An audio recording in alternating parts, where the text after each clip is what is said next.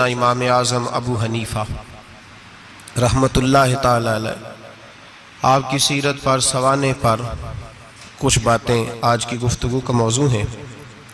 چونکہ امام صاحب رحمۃ اللہ علیہ کا وصال شعبان المعظم میں ہوا یا رجب میں ہوا، ان دو مہینوں میں سے با اختلاف روایات آپ کا وصال ہے۔ امت مسلمہ کو فقہ کا بہت بڑا ذخیرہ دینے میں اور لوگوں کو مسائل شرعیہ سے آگاہ کرنے میں جس شخص نے سب سے زیادہ کردار ادا کیا وہ امام اعظم ابو حنیفہ کی ذات ہے۔ امام صاحب ایک تابعی بزرگ ہے، تابعی اس کو کہتے ہیں جو صحابہ کے شاگرد ہوتے ہیں۔ امام صاحب نے بہت سارے صحابہ کی زیارت کی، ان کی خدمت میں رہے، ان سے دین سیکھا اور پھر امت مسلمہ کو دین کے اصول بنا کر عطا فرمائے۔ قیامت تک جتنے لوگ بھی فقہی مسائل سیکھیں گے وہ سارے امام اعظم ابو حنیفہ کا شکریہ ادا کر کے سیکھیں گے۔ فقہ ہوتی کیا ہے؟ قرآن پاک فرقان حمید میں اللہ نے فرمایا فَاسْأَلُوا أَهْلَ الذِّكْرِ إِن كُنتُمْ لَا تَعْلَمُونَ، فرمایا اگر تمہیں کسی بات کا علم نہ ہو تو اس سے پوچھ لیا کرو جسے اللہ نے علم عطا فرمایا ہے۔ تمہیں جب علم نہ ہو تو ان کے پاس جاؤ جنہیں اللہ نے علم دیا ہے۔ اس کا نام فقہ ہے۔ کسی عالم کی، کسی بزرگ کی تقلید کرنا، اس کے مقلد ہونے کا معنی یہ ہے کہ آپ کسی ایک شخصیت کے، ایک بزرگ کے قول پر اعتبار کرتے ہوئے کہ اس کو دین کا علم زیادہ ہے تو جو بات وہ بتائے، چونکہ ہر آدمی یہ طاقت نہیں رکھتا کہ وہ سارے قرآن کا مطالعہ کرے، تفاسیر کا مطالعہ کرے، احادیث کا مطالعہ کرے، ان کی شرح دیکھے، صحابہ کرام کے اقوال دیکھے، صحابہ کا اس مسئلے میں کیا موقف تھا، کیا رائے تھی، ہر چیز کو پرکھے۔ ہر آدمی کے بس کی یہ بات نہیں ہوتی، تو اس کے لیے شریعت اسلامیہ کے قانون بنا دیا گیا کہ ایک امام کی تقلید کر لو۔ دلیل کیا ہے؟ نبی کریم سید عالم صلی اللہ علیہ وسلم نے حضرت معاذ ابن جبل رضی اللہ تعالیٰ عنہ کو یمن کا گورنر بنایا تھا۔ یہ بات آپ نے تھوڑا سمجھنی ہے، اس لیے کہ یہ ہمارے دور کا ایک نیا فتنہ ہے۔ لوگ کہتے ہیں میرے ایک ہاتھ میں قرآن ہے، ایک میں حدیث ہے، اور بندے بھی بڑی جلدی آ کے کہتے ہیں جی وہ فلاں آدمی تو قرآن اور حدیث کے بعد بات ہی نہیں کرتا، صرف قرآن اور صرف اس کے علاوہ تو بات ہی نہیں کرتا۔ ذرا ایک سوال کا جواب دیجئے، یہ جو بخاری شریف کی حدیث آپ کو بتائی جاتی ہے تو یہ ہمیں کس نے بتایا ہے کہ یہ نبی پاک کی حدیث ہے؟ جی امام بخاری نے۔ کس نے بتایا؟ تو اعتبار کس پر کیا آپ نے؟ جی یہاں تو کوئی بندہ کہے نا جی مجھے ڈائریکٹ نبی پاک نے بتایا ہے، پھر تو سمجھ میں آئی قرآن اور تو جب تو امام بخاری پر اعتبار کر رہا ہے، وہ کہہ رہے ہیں یہ نبی پاک کی حدیث ہے، تو مان رہا ہے، تو پھر اعتبار کس پہ ہوا؟ بولے اس بات کو سمجھیں۔ لوگ آپ کو بڑا صاف ستھرا سا نعرہ دیتے ہیں صرف قرآن اور صرف حدیث، تو بھئی یہ بتاؤ چلے قرآن پاک تو اللہ کا کلام ہے، صحابہ نے ہم تک پہنچا دیا، تو حدیث کیسے آئی؟ ان لوگوں سے بگڑ کر ایک نیا فرقہ بن گیا، وہ کہتے ہیں ہم اہل قرآن ہیں، ہم حدیث بھی نہیں مانتے۔ چکڑالوی گروپ اس کو کہتے ہیں۔ وہ لاہور میں بھی کچھ طبقہ اس کا پایا جاتا ہے، وہ بگڑ گئے ہیں، وہ کہتے ہیں صرف قرآن پاک، حدیث تو اماموں نے بنائی ہے، اماموں نے لکھی ہے، ہم نہیں مانتے۔ وہ ایسے نہ کرو بھائی، اس طرح تو سارا دین مشکوک ہو جائے گا۔ علم والوں کا رستہ ہمیں کس نے بتایا ہے؟ قرآن پاک میں۔ کس نے بتایا؟ اللہ نے کہا فَاسْأَلُوا أَهْلَ الذِّكْرِ إِن كُنتُمْ لَا تَعْلَمُونَ۔ اگر تمہیں کسی بات کا علم نہ ہو تو جس کو علم ہے اس سے جا کے، بھئی مجھے گاڑی نہیں چلانی آتی تو میں اب کہوں گا پہلے قرآن پاک سے مجھے نکال کے دو گاڑی، مجھے اللہ سکھائے چلانی۔ حدیث پاک میں پہلے لکھا ہو کہ گاڑی یہ اس کا نمبر ہو، فلانی علاقے کی بنی ہوئی ہے، میں کسی بندے سے سیکھ لوں یا مجھے حدیث پاک سے مل جائے گا؟ تو بھئی یہ عجیب سی بات ہے۔ تو گاڑی چلانی سیکھنی ہے تو جس کو گاڑی چلانی آتے ہے اس کے پاس جا سیکھ لے، تو دلیل مانگنے لگ گیا۔ تو بھئی قرآن اور حدیث کا علم جس بندے کو زیادہ ہے اس سے اسپیشلسٹ کے پاس جائیں آپ، وہ آپ کو بتائے گا آپ نے کیا کرنا ہے، بات ختم ہو گئی۔ اگر آپ کو شوق ہے خود مجتہد بننے کا تو ٹھیک ہے، آپ اتنا علم حاصل کریں، وہاں تک آپ جائیں۔ شیخ الاسلام خواجہ قمر الدین سیالوی رحمۃ اللہ تعالی علیہ، خواجہ صاحب کے پاس ایک شخص آیا، اللہ کرے یہ بات آپ کی سمجھ میں آ گئی تو بڑا فائدہ ہو جائے گا، بڑا فائدہ ہوگا یہ لفظ اگر آپ سمجھ گئے۔ اللہ کرے میری قوم سمجھدار ہو جائے، آمین تو کہنا۔ اللہ کرے سنی کو بھی کچھ سمجھ آنے لگ جائے۔ خواجہ صاحب کے پاس ایک بندہ آیا، کہنے لگا امام اعظم کی بات نہیں ماننی چاہیے۔ امام اعظم کی بات ان کی تقلید نہیں کرنی چاہیے، بڑی موٹی بات۔ خواجہ قمر الدین سیالوی کہنے لگے تیری یہ بات مان لوں؟ تیری بات کوئی نہیں سمجھ آئی آپ کو؟ کہنے لگا امام اعظم کی بات، آپ فرمانے لگے تیری یہ بات مان لوں؟ بندہ چپ کر گیا، کہنے لگا جی آپ نے کہا کہنے لگے تیرے جیسے فضول کی مانو اور امام اعظم ابو حنیفہ کی نہ مانو؟ فرمانے لگے تو خود اپنی تقلید کرا رہا ہے۔ خود ایک صاحب مجھے کہنے لگے جی ہم نہیں کسی کی مانتے، ہمارے مولوی صاحب کہتے ہیں صرف قرآن اور حدیث کی مانو۔ اور میں نے کہا تو مان اپنے مولوی صاحب کی رائے، ہمارے مولوی صاحب کہتے ہیں قرآن اور، تو میں نے کہا تو مولوی صاحب کی مان رہا ہے، قرآن حدیث کی کب مان رہا ہے؟ چھوڑ سارے کام، چل مدرسے داخل ہو، پہلے اصول سیکھ دین کے، پھر پورا دین پڑھ، اور پھر مجھے آ کے بتانا پورے دین میں سے کہ میں نے سیکھ لیا ہے، پھر میں مان لوں گا، ورنہ تو مولوی صاحب کی مان رہا ہے۔ تقلید تو کر ہی رہا ہے کسی نہ کسی شکل میں، تو ہم تقلید کیوں کرتے ہیں؟ سمجھے اس بات کو۔ نبی کریم علیہ السلام نے حضرت معاذ ابن جبل رضی اللہ تعالیٰ عنہ کو یمن کا گورنر بنایا۔ نبی پاک نے فرمایا معاذ تمہارے پاس لوگ اپنے مقدمے لے کے آئیں گے، کیسے فیصلہ کرو گے؟ عرض کی یا رسول اللہ صلی اللہ علیہ وسلم میں اللہ کا قرآن دے کے فیصلہ کروں گا۔ تو نبی پاک نے فرمایا اگر تجھے قرآن پاک سے نہ ملا تو، اگر آپ غور سے سن رہے ہوتے تو آپ کو اس بات پہ اعتراض ہونا تھا، جو میں نے کہا اس پہ آپ کو اعتراض ہونا تھا اگر آپ غور سے میری بات سن رہے ہوتے۔ نبی پاک علیہ السلام نے یہ نہیں فرمایا کہ قرآن میں ہے نہیں، فرمایا اگر تجھے نہ ملا تو، لفظوں پہ غور کیا کریں، اگر تجھے نہ ملا تو، یہ نہیں فرمایا کہ قرآن میں ہر مسئلے کا حل۔ حضرت سیدنا عبداللہ ابن عباس فرمایا کرتے تھے میرے اونٹ کی نکیل بھی گم ہو جائے تو میں قرآن پاک سے جا کے پوچھتا ہوں کہاں رکھی ہوئی ہے، اور مجھے قرآن پاک بتاتا ہے کہ فلانی جگہ۔ یہ نہیں کہ قرآن میں مسئلے کا حل موجود ہے، ہر آدمی کے پاس اتنی عقل نہیں ہوتی کہ مسئلے کا حل بتا سکے، عقل نہیں اتنی ہوتی، شعور نہیں ہوتا۔ بلکہ امام بخاری خود امام شافعی کے مقلد ہیں، لو کر لو گل، بہت بڑے محدث ہیں اور خود مثال بیان کرتے ہیں۔ ہمارے بزرگ کہتے ہیں کہ جو پنساری ہوتا ہے نا اس کے پاس جڑی بوٹیاں ساری ہوتی ہیں، اور اسے نسخے کا پتہ، کس جڑی بوٹی کو کس کے ساتھ ملائیں، کس کو کس کے ساتھ رکھیں تو کیا نسخہ بنتا ہے، یہ پنساری کو پتہ، یہ حکیم کو پتہ ہوتا ہے۔ محدثین کہتے ہیں ہم نے حدیثیں ساری جمع کر دی ہیں، پر کس حدیث سے کیا مسئلہ نکلتا ہے یہ ہمیں نہیں پتا، یہ امام اعظم بتائیں گے، یہ امام شافعی بتائیں گے، یہ امام مالک بتائیں گے، یہ امام احمد بن حنبل بتائیں گے، وہ اسپیشلسٹ ہیں، ہم جمع کرنے والے ہیں، وہ حدیثیں سامنے رکھ کے امت کی رہنمائی کرنے والے۔ نبی پاک صلی اللہ تعالی علیہ وآلہ وسلم نے فرمایا معاذ تو جا رہا ہے، اگر تجھے وہ مسئلہ قرآن سے نہ ملا تو کیا کرے گا؟ عرض کی حضور قرآن سے نہ ملا تو آپ کی حدیث سے تلاش کر لوں گا۔ تو نبی پاک نے فرمایا اگر وہاں بھی تجھے نہ ملا تو، یہ نہیں کہ ہے نہیں، اگر تجھے نہ ملا تو، عرض کی یا رسول اللہ پھر میں قرآن اور حدیث کو سامنے رکھ کے اپنی رائے بیان کروں گا۔ تو نبی پاک نے ان کے سینے پہ ہاتھ پھیرا، فرمایا جا پھر اللہ تیری مدد کرے گا، اللہ تیری، یہ فقہ ہے، یہ اتنی سی فقہ ہے، اس کو سمجھ لیں۔ ہر آدمی کو ہر شے نصیب۔ بابا فرید الدین گنج شکر کے پاس بندہ آ گیا، اس نے کہا پرانا بخار ہے جاتا کوئی نہیں۔ بابا صاحب نے کہا بسم اللہ الرحمن الرحیم قل هو اللہ احد اللہ الصمد لم یلد ولم یولد ولم یکن لہ کفوا احد، پھونک ماری، بندہ کہتا ہے بیٹھے بیٹھے میرا بخار اتر گیا۔ اس نے گاؤں جا کے اعلان کر دیا جس کا نہیں اترتا سارے ہی آ جاؤ، رش ہو گیا، پھونکیں بڑی نکلی، شفا کوئی نہیں۔ لوگوں نے پکڑ کے پھینٹی لگائی، انہوں نے کہا اتنی دور سے آئے ہیں اور تو اللہ کے بندے رام ایک کو بھی نہیں آیا۔ وہ بابا صاحب کے پاس آ گیا، کہنے لگا سورۃ اخلاص دو ہیں کہ ایک ہی ہے؟ بابا صاحب کہنے لگے بیٹے ایک ہی ہے۔ کہا حضرت جی آپ پھونک مارے تو بیٹھے بیٹھے بخار اتر جائے، میں نے 100 دفعہ پڑھی ہے، 100 پھونکیں ماری ہیں، ایک کا بھی نہیں نکلا، آپ کوئی اور والی پڑھتے ہیں؟ آپ فرمانے لگے سورۃ اخلاص ایک ہی ہے، پر منہ بھی تو فرید الدین کا چاہیے نا، منہ بھی تو۔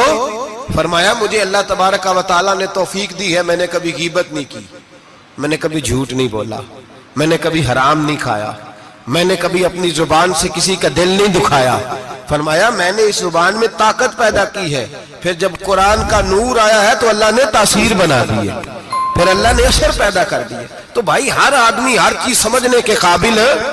یہی ہمارے بزرگوں کا موقف ہے، یہی ہمارے بزرگوں کی رائے ہے کہ قرآن اور حدیث کو سامنے رکھو، اس میں سے مسئلہ اخذ کرو۔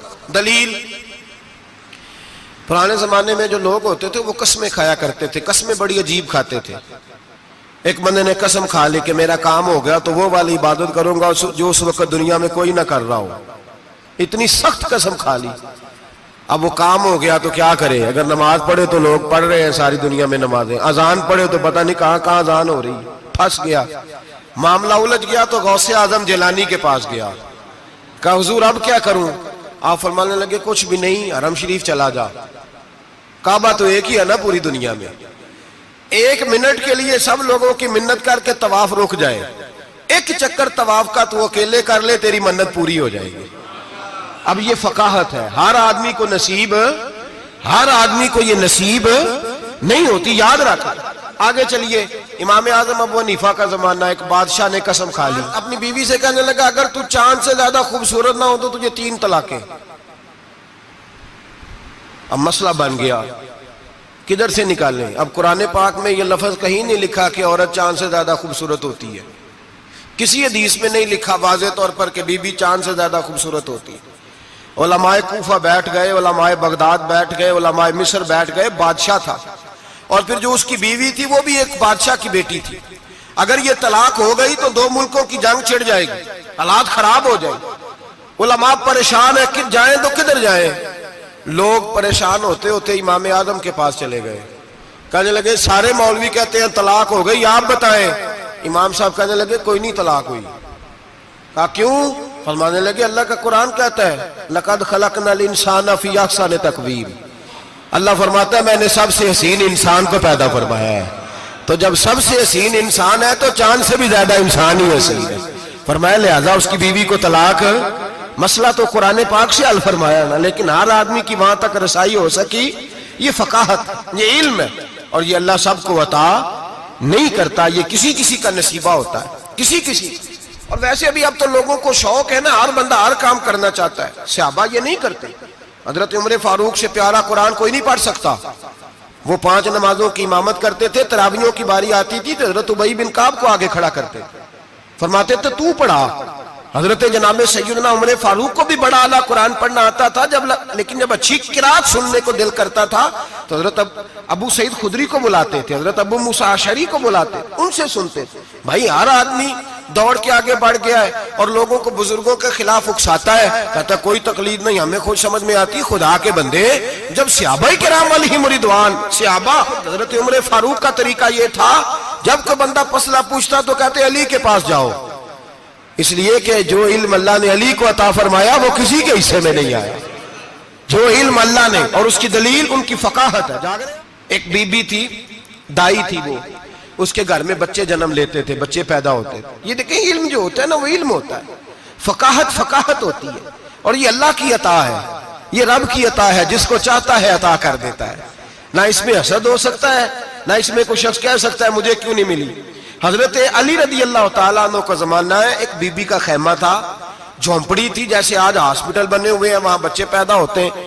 ایک بی بی تھی، وہ دائی تھی، کام کرتی تھی یہ والا، اس کے گھر میں 2 کیس اکٹھے آ گئے، نہ اتنی لمبی چوڑی لائٹیں ہوتی تھی، اس نے اپنی جھونپڑی میں دونوں بیویاں اکٹھی تھی، دونوں کو اللہ تعالیٰ نے اولاد دی۔ رات بڑی گہری تھی، اندھیرا بڑا سخت تھا، ایک کے گھر میں بچہ پیدا ہوا، دوسری کے گھر میں بچی پیدا ہوئی۔ اب جب صبح کا اجالا نکلا تو جھگڑا شروع ہو گیا، دونوں بیویاں مطالبہ کرتی ہیں بیٹا میرا ہے، بیٹا میرا ہے۔ اب وہ دائی بھی نہیں بتا سکتی، اندھیرا بڑا سخت تھا، بوڑھی عورت تھی، سمجھ نہیں آتی کیا کروں۔ تلواروں تک بات چلی گئی، لوگوں نے کہا کیوں لڑتے ہو جب مولا علی شیر خدا جو موجود ہے، انا مدینہ تو علم و علی بابوہا، نبی پاک نے فرمایا میں علم کا شہر ہوں، علی اس کا دروازہ ہے۔ فرمایا جب اتنا بڑا شخص موجود ہے تو ضرورت ہی نہیں۔ لوگ پریشان ہو کے گئے، جا کے کہنے لگے حضور ایک مسئلہ آ گیا، ذرا سوچ کر غور کر کے بتائیے۔ اندھیرے میں بچہ پیدا ہوا، ایک بی بی کے ہاں بیٹا، ایک کے ہاں بیٹی، اب دونوں بیٹے کی طلبگار ہیں، فیصلہ کیسے کریں؟ تو حضرت علی نے کہا بڑے تم پریشان آئے تھے، یہ بھی کوئی بات ہے؟ دونوں بیویوں کا تھوڑا تھوڑا دودھ نکال کے تولو، جس کا دودھ وزنی بیٹا اسی کا ہے. کہا حضرت جی یہ مسئلہ آپ نے کیسے نکالا؟ فرمانے لگے قرآن پاک سے نکالا ہے. کہا کیوں؟ فرمانے لگے اللہ قرآن میں کہتا ہے میں نے بیٹے کے 2 حصے رکھے ہوئے ہیں اور بیٹی کا 1 حصہ رکھا ہوا ہے. تو جب اللہ کسی کے گھر میں بیٹا دیتا ہے تو دودھ بھی وزنی ہوتا ہے، اس لیے کہ ڈبل وزن کا ہوتا ہے. انہوں نے دودھ نکال کے تولا، مقدار 1 جتنی، مقدار 1 جتنی، اس کا ½ کلو دودھ، اس کا 1 کلو، وزن کیا تو پورا ہو گیا. پیمانے رکھے گئے تو وہ ناپنے میں اور تھا، تولنے میں اس کا دودھ وزنی نکلا. جب دودھ وزنی نکلا تو جناب سیدنا علی المرتضیٰ فرمانے لگے جس کا دودھ وزنی بیٹا اسی کا ہے. اللہ ڈبل وزن کا دودھ عطا کرتا. اب مسئلہ کہاں سے نکلا بولیے؟ لیکن ہر بندہ نکالنے کی طاقت، یہی حضرت امام اعظم ابو حنیفہ کا کمال ہے. صحابہ کے زمانے میں ضرورت نہیں تھی صحابہ کو. ایک تو وہ اتنی لاپرواہی کی نماز نہیں پڑھتے تھے جتنی ہم پڑھتے ہیں. اتحیات میں بیٹھے ہیں، سورۃ فاتحہ پڑھی جا رہی ہے. اتحیات میں بیٹھ کے بندے پوچھتے ہیں آگے، کہتے ہیں حضرت میں اتحیات میں سورۃ فاتحہ پڑھ رہا تھا، ساری پڑھ لیا، وہ تو رکوع کا وقت ہے تو یاد آیا کہ یہ تو اتحیات ہے. اتنی لاپرواہی کی پہلے تو وہ نمازیں نہیں پڑھتے. پھر اگر کسی کو غلطی ہو جاتی تو سامنے جناب رسالت امام صلی اللہ علیہ وسلم کا جلوہ والضحیٰ موجود تھا، وہ حضور سے پوچھ لیتے. جب وقت گزرنے لگا نا، تابعین کا زمانہ آیا تو پھر مسئلہ بنا. ایک تو تھوڑا تھوڑا مشکات نبوت سے لوگ دور ہوئے تو لاپرواہی بھی آنے لگی. اب لوگوں نے پوچھنا شروع کیا کہ سورۃ فاتحہ بھول جائے تو کیا کریں؟ رکوع میں بندہ چلا گیا تو رکوع تو کر لیا لیکن سبحان ربی العظیم نہیں یاد رہا تو کیا کرے؟ سجدے میں گیا سبحان ربی الاعلیٰ نہیں پڑھا تو کیا کرے؟ اب مسائل بنے، اب ضرورت ہوئی. امام اعظم نے اصول فقہ مرتب کی، ہمیں بتایا کہ نماز میں فرض کیا ہے، نماز میں واجب کیا ہے، نماز میں کیا شے ضروری ہے اور کیا شے ضروری نہیں ہے. وہ بھی انہوں نے حدیثیں سامنے رکھی کہ نبی پاک نے کس کس بات کی کتنی تاکید کی، کس کس بات کی زیادہ تاکید نہیں فرمائی. پھر انہوں نے مسئلہ بتایا کہ قیام کرنا فرض ہے، رکوع کرنا فرض ہے، لیکن رکوع میں سبحان ربی العظیم کہنا سنت ہے. اگر کسی کی رہ بھی جائے گی تو اس کی نماز ہو جائے گی. قوما کرنا فرض ہے، سجدہ کرنا فرض ہے، لیکن سجدے میں سبحان ربی الاعلیٰ کہنا سنت ہے. رہ بھی گیا تو نماز، جو سجدہ ہی نہیں کرے گا اس کی نہیں. تو یہ اصول بنائے امام اعظم نے. امام اعظم کون تھے؟ کپڑے کے ایک بہت بڑے تاجر تھے، ان کے بیٹے تھے، پورا نام تھا نعمان بن ثابت. امام اعظم ان کا لقب ہے، ابو حنیفہ ان کی کنیت ہے. لوگ جب اپنی مرضی کی باری آتی ہے تو حرم شریف کے حوالے دینے شروع کر دیتے ہیں. حرم شریف میں جو ہوتا ہے، حرم شریف میں نے کہا چلو وہی مان لو. مسجد نبی میں باب بلال سے داخل ہو جاؤ یا باب ہجرت سے داخل ہو جاؤ. مسجد نبی میں جب داخل ہوگے، اندر مسجد کے قدم رکھو گے دونوں دروازوں سے جا کے، تو جو کھلا سین ملے گا اس سین کے اوپر یوں سامنے نظر ڈالو گے تو 4 اماموں کے نام لکھے ہوئے فقہ کے. جو سب سے پہلا نام لکھا ہے وہ امام اعظم ابو حنیفہ کا لکھا ہوا ہے. آج بھی مسجد نبی میں، آج بھی. دوسرا امام شافعی کا، تیسرا حضرت امام مالک کا، چوتھا امام محمد بن حنبل کا. اور آج بھی فقہائے مکہ اور مدینہ جب فتویٰ دیتے ہیں تو امام محمد بن حنبل کے قول پہ فتویٰ دیتے ہیں.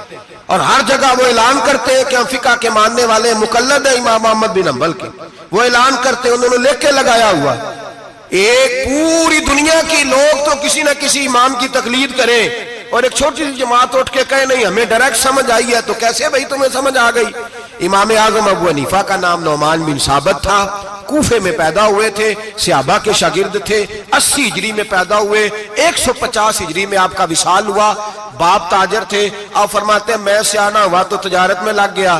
ریشمی کپڑے کا کاروبار تھا، بہت بڑا گھرانہ مالدار تھا ہمارا.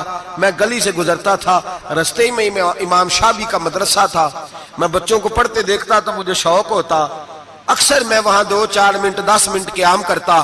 ایک دن امام شافعی نے بلایا اور بلا کے فرمایا بیٹے کیا کرتے ہو؟ میں نے کہا کپڑے کا کام کرتا ہوں. تو کہنے لگے تیرے چہرے میں بڑی چمک ہے، تیرے چہرے میں بڑی روشنی ہے، مجھے لگتا ہے میرا رب تجھ سے کوئی بڑا ہی کام لینے والا ہے. تو آ نہیں جاتا، پڑھ نہیں لیتا. اقبال کہتے ہیں اگر کوئی شعیب آئے میسر، شبانی سے کلیمی 2 قدم ہے. اللہ کرے کسی کو کوئی مل جائے، کسی کو کوئی بیٹھا ہوا مجھے دور دعا دیتا ہے. میں ڈوبتا ہوں پر سمندر اچھال دیتا ہے. اللہ کرے کوئی مل جائے. فرماتے ہیں امام شافعی نے میری بات ہوئی تو میں حضرت حماد کے مدرسے میں داخل ہو گیا. امام حماد بہت بڑے مفتی تھے، سند بھی سن لے۔ امام اعظم شاگرد ہیں امام حماد کے، اور امام حماد شاگرد ہیں حضرت ابراہیم نخعی کے۔ حضرت ابراہیم نخعی شاگرد ہیں حضرت علقمہ کے، اور حضرت علقمہ شاگرد ہیں حضرت عبداللہ ابن مسعود کے۔ اور حضرت عبداللہ بن مسعود وہ صحابی ہیں جن کی ڈیوٹی تھی نبی پاک کا ڈنڈا مبارک کا سا اٹھانے کی، حضور کے جوتے اٹھانے کی، ڈائریکٹ نبی پاک سے علم دین حاصل کیا کرتے۔ یہ سند ہے امام اعظم ابو حنیفہ کی۔ حضرت امام اعظم کہتے ہیں میں امام حماد کے مدرسے میں پڑھنے لگا، کئی سال رہ کے میں نے ان کے مدرسے میں علم حاصل کیا۔ جب میں فارغ ہوا تو میں نے کہا استاد جی میں کہاں مدرسہ بناؤں، میں کس مسجد میں بیٹھوں، میں کہاں جاؤں؟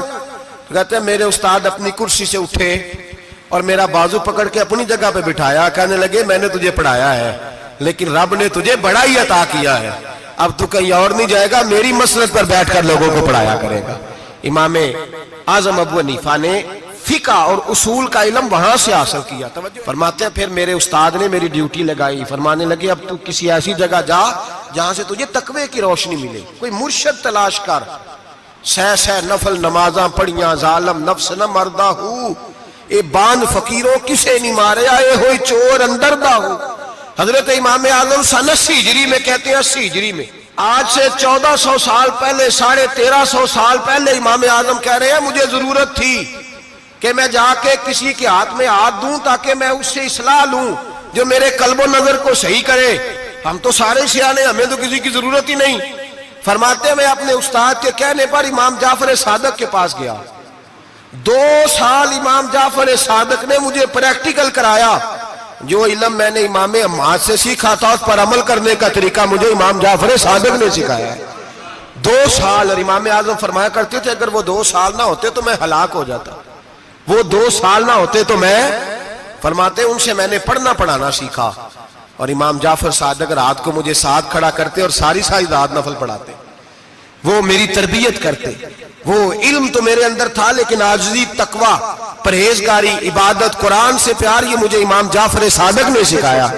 امام اعظم ابو حنیفہ بہت بڑے فقیہ بنے، پھر مدرسہ بنایا، پھر خانقاہ بنائی، پھر امام صاحب رحمت اللہ علیہ نے ساری زندگی رسول اللہ صلی اللہ علیہ وسلم کے دین کا پیغام دیا۔ ایسا بھی وقت آتا ایک آیت شروع کرتے تو ساری رات وہ آیت ہی پڑھتے رہتے، ساری رات علم پڑھایا، لوگوں سے پیار کیا، خلوص بانٹا، بہت بڑے مالدار تھے۔ ایک بہت بڑا نام ہے امام ابو مالک کا، یہ اتنے بڑے شخص ہیں کہ ہارون رشید نے انہیں قاضی القضاء بنایا تھا، چیف جسٹس بنایا۔ حضرت امام مالک کہتے ہیں میں غریب کا بیٹا تھا، اکثر دین پڑھنے والے غریبوں کے بیٹے ہوتے ہیں، امیروں کے بچے ایف ایس سی پڑھتے ہیں، بی ایس سی پڑھتے ہیں، ٹیکنالوجی پڑھتے ہیں، غریبوں کے بچے دین پڑھتے ہیں، اور پھر امیروں کو ممبریاں ملتی ہیں، غریبوں کے بچوں کو اللہ ممبر عطا فرماتا ہے، مصلی رسول اللہ دیتا ہے۔ حضرت سیدنا امام ابو مالک فرماتے ہیں میں غریب کا بیٹا تھا اور میری 6-7 بہنیں، میں اکیلا بھائی تھا۔ آپ فرماتے ہیں میرے ابا جی فوت ہو گئے، میری امی پکڑ کے مجھے ایک دھوبی کی دکان پہ لے گئی، کہنے لگی اسے کپڑے دھونے کا طریقہ بتا دے، سلیقہ سمجھا دے، یہ بھی ایک چھوٹی سی لانڈری کی دکان کھول لے گا، میری بیٹیوں کا پیٹ پال لے گا۔ دھوبی کہنے لگا ٹھیک ہے، میں 2-3 درہم بھی دوں گا مہینے کے، اور جب کام سیکھ جائے گا تو تنخواہ بڑھ جائے گی۔ امام ابو مالک رحمت اللہ علیہ فرماتے ہیں میں بہنوں کے لیے روزی کمانے نکلا، میں بیوہ ماں کے سر پہ بوجھ اتارنے کے لیے نکلا، میں غربت کے عالم میں نکلا، رستے میں امام اعظم کا مدرسہ تھا۔ فرماتے میں وہاں چمکتے چہرے دیکھتا، لیکن اپنی غربت کو دیکھ کے میں آگے بڑھ جاتا، پریشان ہوتا کہ میں کیسے علم حاصل کروں گا۔ آپ فرماتے امام صاحب مجھے اکثر دیکھتے، ایک دن امام اعظم باہر نکلے، مجھے کھڑے ہوئے دیکھا تو قریب بلایا، سینے سے لگایا، ماتھا چوما، کیا نام ہے؟ میں نے کہا ابو مالک میرا نام ہے۔ کہا تمہیں پڑھنے کا شوق ہے؟ کہا بڑا شوق ہے۔ کہنے لگے چل آجا پڑھا کر، آجا مدرسے میں پڑھا کر۔ کہتے میں سارا دن وہاں پڑھتا، گھر سے کام کرنے آتا، سارا دن امام اعظم کے پاس پڑھتا رہتا۔ مہینہ آیا تو میری اماں کہنے لگی تنخواہ لاؤ۔ میں نے کہا امی جی تنخواہ تو وہ دے گا جو ڈیوٹی پہ جاتا ہو، میں تو پڑھنے جاتا ہوں۔ کہتے اماں گھر سے نکلی اور بڑے غصے کے ساتھ نکلی، کہنے لگی مولوی نے میرا بچہ خراب کر دیا، میرا بچہ خراب کر دیا، میں کام پہ بھیجتی تھی، اس نے کس چکر میں ڈال دیا، مسلوں سے بھی کبھی پیٹ بھرا ہے، کام بھی تو کرنے چاہیے نا۔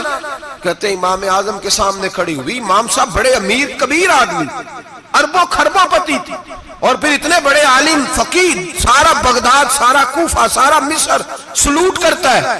بی بی آئی اور تیل جملے, عورتوں کا طریقہ ہوتا ہے. کہنے لگی مولوی تیری سفید داڑھی, تیرا اتنا نام, تجھے خیال ہی نہیں آیا میں بیوہ عورت ہوں, تو نے میرا بچہ خراب کر ڈالا, میری یتیم بچیاں روٹی کہاں سے کھائیں گی, مسلوں سے بھی کبھی پیٹ بھرا ہے.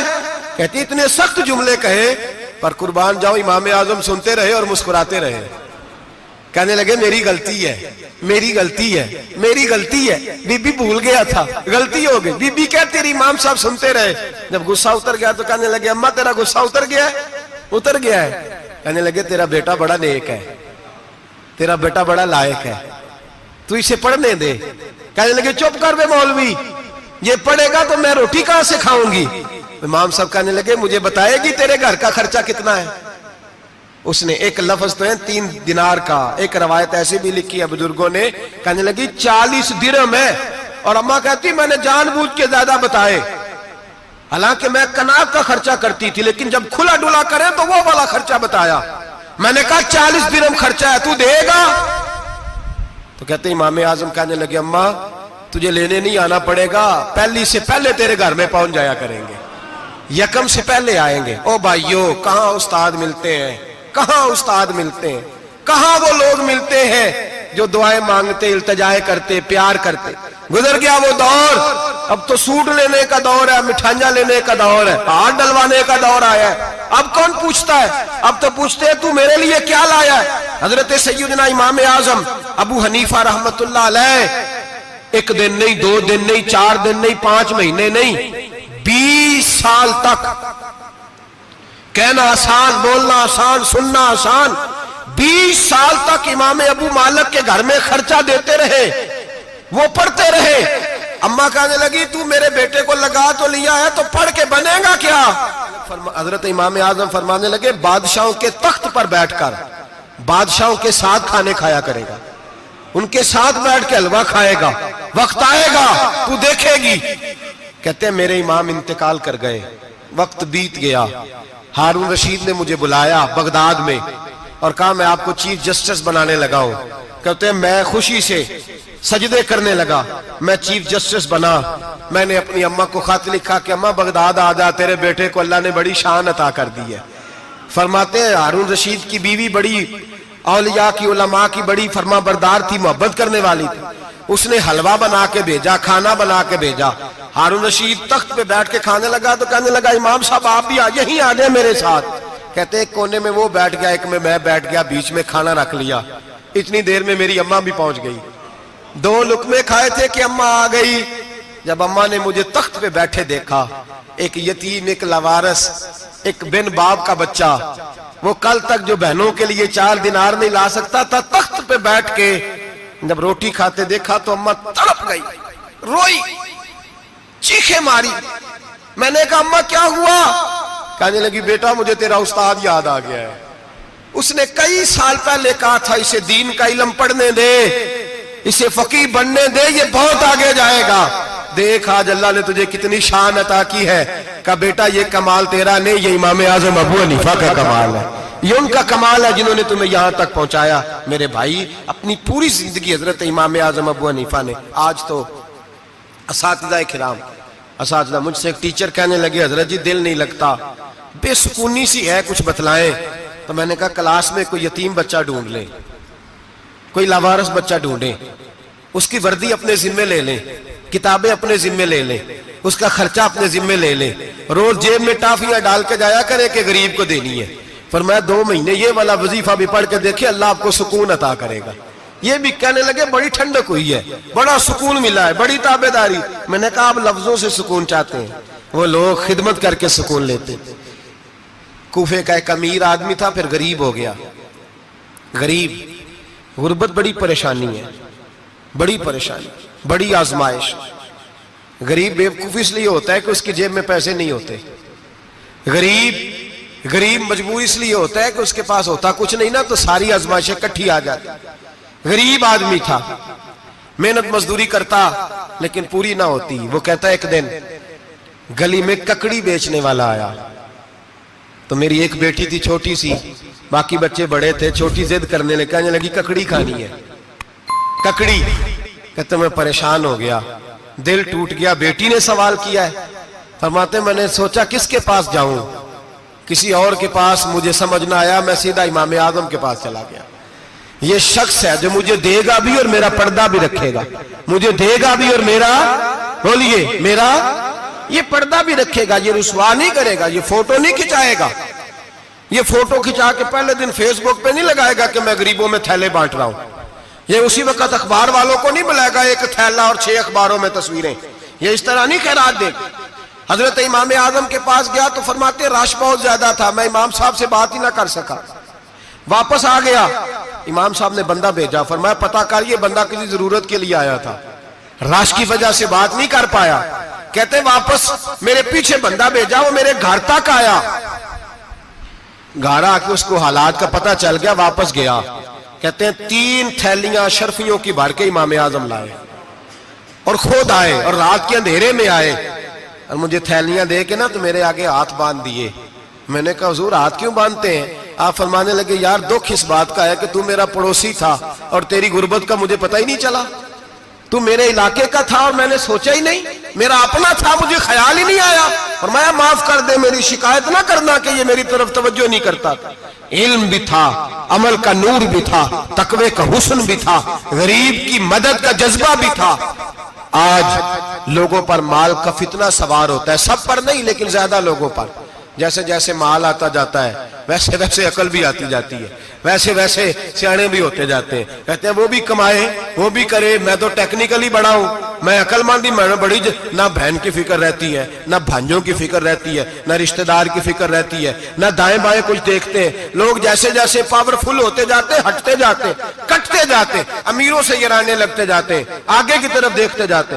امام اعظم ابو حنیفہ رحمت اللہ علیہ نے ساری زندگی پیار کیا، محبت بانٹی، علم، فقاہت، تقوی، روشنی۔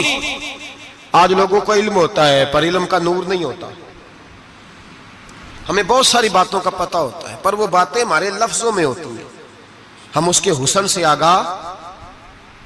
اور اگر میں یہ کہہ دوں کہ ہمیں ان باتوں پر یقین کامل نہیں ہوتا، کہہ رہے ہوتے ہیں، ہم سمجھتے ہیں، بڑی باتیں کرتے ہیں، لیکن ان باتوں کے پیچھے جو عمل کا جذبہ ہے وہ پھیکا ہوتا۔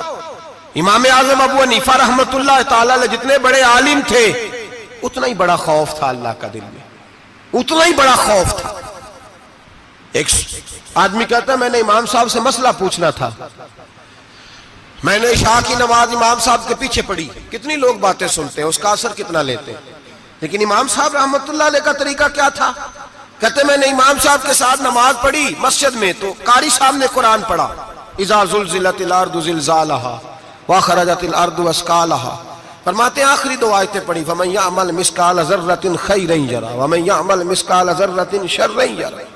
اللہ فرماتے ہیں میں قیامت کے دن تیرے ذرے ذرے کا حساب کروں گا، ذرہ برابر نیکی ہوئی تو تیرے سامنے آئے گی، ذرہ برابر گناہ ہوا تو تیرے کس کے برابر؟ جی وہ کتنا ہوتا ہے؟ ریت کا 1 ذرہ، اس کے برابر بھی گناہ ہوا تو تیرے سامنے، یہ اللہ کہہ دیا ہے، تو ایسا انشاءاللہ ہو کے رہے گا۔ اللہ ایک دفعہ دکھائے گا، دعا فرمائے اللہ ہمیں معافی عطا فرمائے، اللہ ہم سے درگزر فرمائے، اللہ ہمیں بخشے ہوئے میں شامل فرمائے۔ یہ آیت امام صاحب نے سنی تو کہتے ہیں میں نمازی سارے چلے گئے تو امام صاحب بیٹھے اور یوں نہ اپنی داڑھی پکڑ لی، چراغ ٹمٹما رہا، کہتے ہیں داڑھی پکڑ لی اور امام صاحب بیٹھے ہیں۔ میں نے کہا کہ کسی محویت کے عالم میں ہے، سوچ میں، چلے میں تھوڑی دیر میں آتا ہوں۔ کہتے ہیں میں 2 گھنٹے کے بعد آیا تو امام صاحب ایسے بیٹھے ہیں داڑھی پکڑی ہوئی۔ میں نے کہا ٹھہر کے آتا ہوں، میں پھر 1-1.5 گھنٹے کے بعد گیا تو ویسے ہی بیٹھے۔ کہتے ہیں تہجد کا وقت ہو گیا، میں مسجد میں گیا تو چراغ ٹمٹمانے لگا، ختم ہونے کے قریب آ گئے، امام صاحب بیٹھے ہیں۔ اب میں نے دیکھا کہ آنکھیں آنسوؤں سے بھری ہوئی ہیں اور اپنی داڑھی پکڑ کے کھینچ رہے ہیں اور کہتے ہیں یا اللہ تو اگر ذرے ذرے کا حساب لے گا تو ابو حنیفہ تو الجھ جائے گا، اے اللہ تو ذرے ذرے کے بارے میں پوچھے گا تو میں تو نہیں جواب دے سکتا، خدا بندہ اس طرح کر، میرے ان سفید بالوں پہ رحم کھا، اے اللہ میرے بڑھاپے پہ مہربانی فرما، مجھ سے نہ ذرے ذرے کا پوچھنا، میں بڑا کمزور ہوں، میں نہیں جواب دے سکتا۔ مولا مجھ سے درگزر والا معاملہ کر. کہتے تڑپ رہے امام صاحب. فجر کی اذان ہوئی تو امام صاحب نے دائیں بائیں دیکھا, میں پیچھے کھڑا تھا. میں نے کہا حضور ساری رات ہی گزر گئی, آپ ایک آیت سن کے پریشان رہے, اور میں روزانہ 20 تقریریں سنتا ہوں, درجنوں حدیثیں سنتا ہوں, مجھے تو اثر نہیں ہوتا.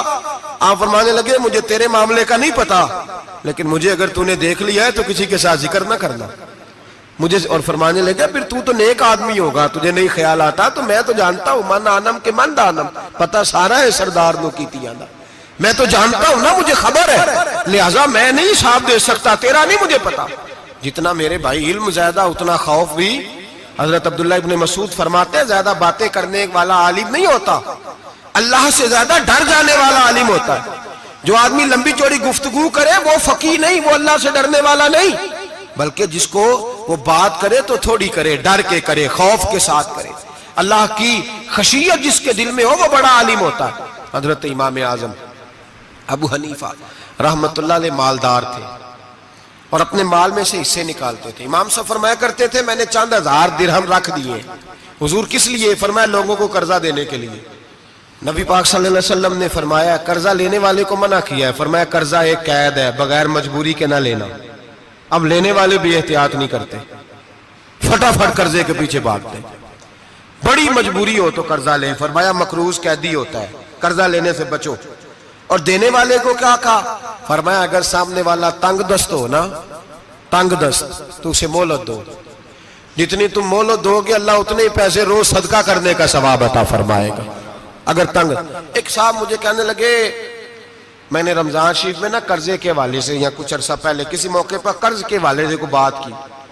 تو ایک صاحب مجھے کہنے لگے حضرت صاحب جیسے کسی کو لینا ہوئے نا 20,000 تو انہوں ترا کے لئی دے, تو جے 20 کروڑ لینا ہوئے تو پھر نہیں ترایا جانا.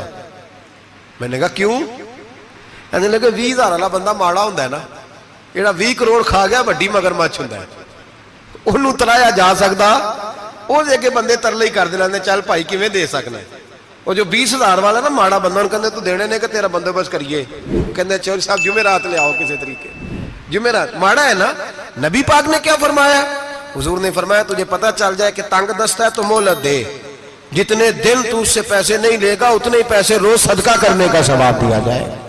اب لوگ جو تگڑی موٹے مگرمچھ ہیں ان کو مہلت دیتے ہیں, وہ کہتے ہیں جا جتھو لب دے نہیں لے, پھر کہتے ہیں نہیں آپ بتائیں آپ کیسے دے سکتے. اور ماڑا بندہ انہیں 2,000 دینا ہے دکان کا, اس کو دکاندار کہتا ہے کل سائیکل لے کے تب گزرنا, میرے آگے سے اگر پیسے دینے ہیں تو میں نے سائیکل رکھ لینا.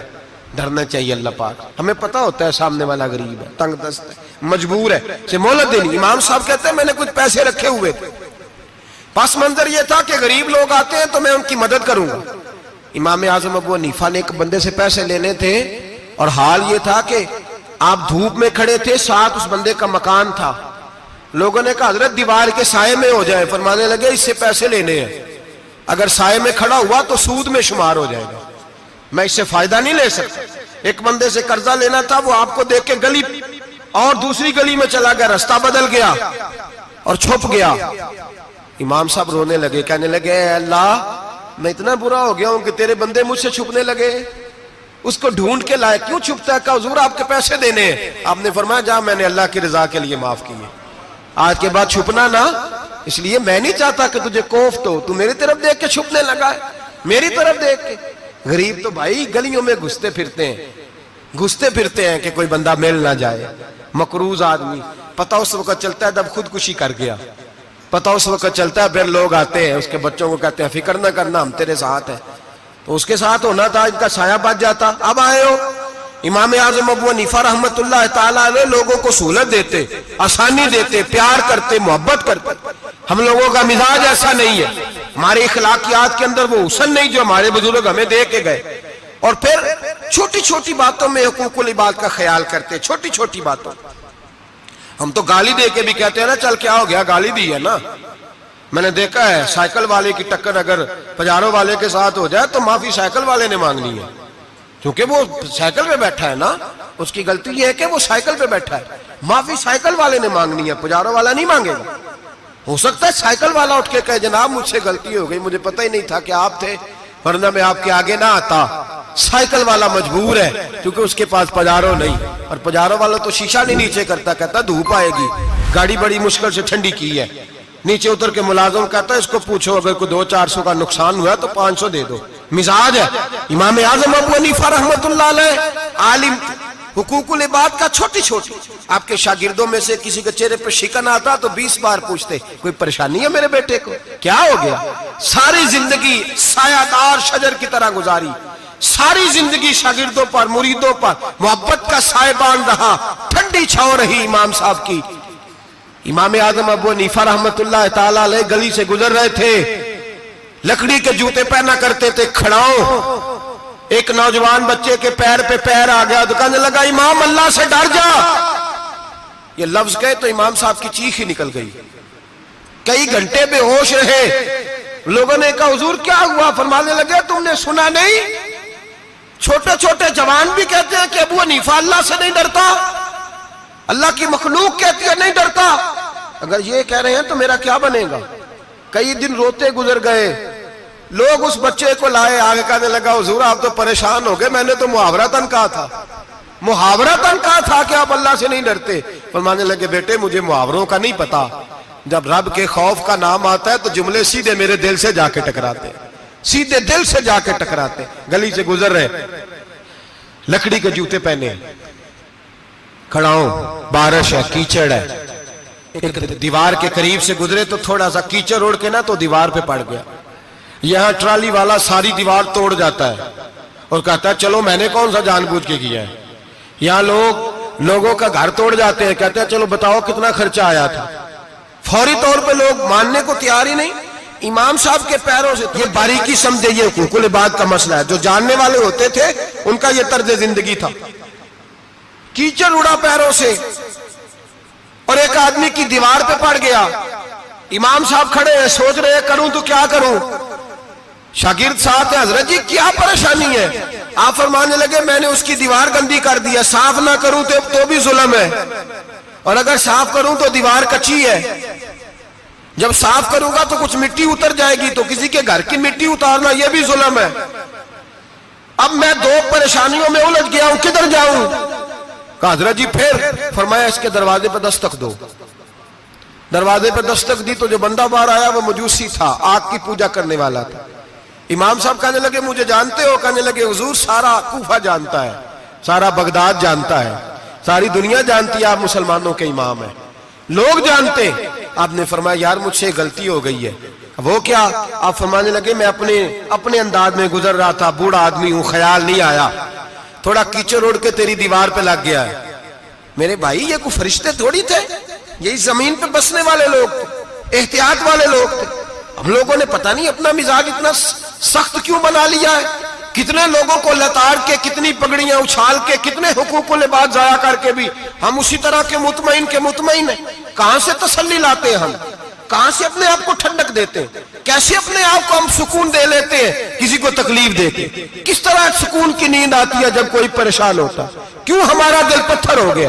اعلیٰ حضرت فرمایا کرتے تھے جا کسی سے جا کے علاج کرا، تیرے سینے میں جو دل دھڑک رہا ہے وہ سخت ہو گیا، جا کسی سے جا کے اس کی دوائی کھا، تجھے خیال ہی نہیں آتا تڑپتے لوگوں کو دیکھ کر، جا کے علاج کرا، اگر ایسے ہی مر گیا تو حالات تیرے حق میں اچھے نہیں ہوں گے۔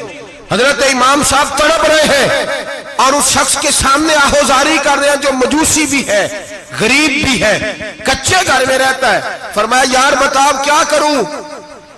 امام صاحب باتیں کر رہے ہیں تو وہ آدمی حیرت میں کھو گیا، کبھی دیوار دیکھتا، کبھی اپنا آپ دیکھتا، کبھی امام صاحب کو دیکھتا، دائیں بائیں دیکھتا، پسینے آنے لگے، پتہ نہیں کیا سوچوں کا مد و جزر چلنے لگا، کہاں بات گئی، کہاں تک اس کی سوچ گئی، کہاں پلٹ کے آئی۔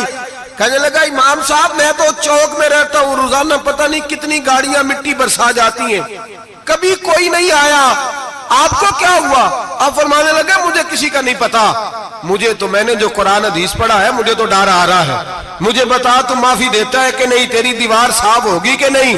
کہنے لگا حضور دیوار کو چھوڑے، پہلے کلمہ پڑھائے، میرا دل تو صاف کر دے۔ کہنے لگا اتنا میٹھا دین، اتنا پیارا دین، اتنا خوبصورت دین کہ غریب کی دیوار پر کیچڑ لگ جائے اور آپ کو اتنی تکلیف ہو، میں اس دین سے دور کیوں ہوں؟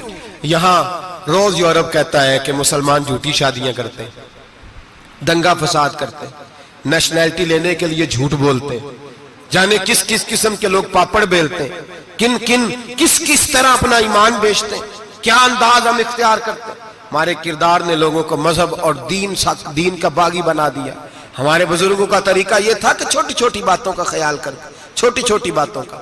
بہت بڑے عالم تھے، یہ ساری نیکیاں تو ان کی سماجی تھی، فلاحی تھی، ان کی معاشرت کی نیکیاں تھی، دنیا داری، لیکن جو ان کا باقی کا معاملہ تھا، 4 لوگ ایسے ہیں جو ہمیشہ قرآن پاک ایک رات میں پڑھا کرتے تھے۔ ان میں پہلا نام حضرت عثمان غنی کا ہے، پورا قرآن پاک، دوسرا مولا علی شیر خدا کا ہے، تیسرا حضرت سعید بن جبیر کا ہے، چوتھے امام اعظم ابو حنیفہ ہیں جو ایک رات میں پورا قرآن پاک پڑھ دیا کرتے ہیں۔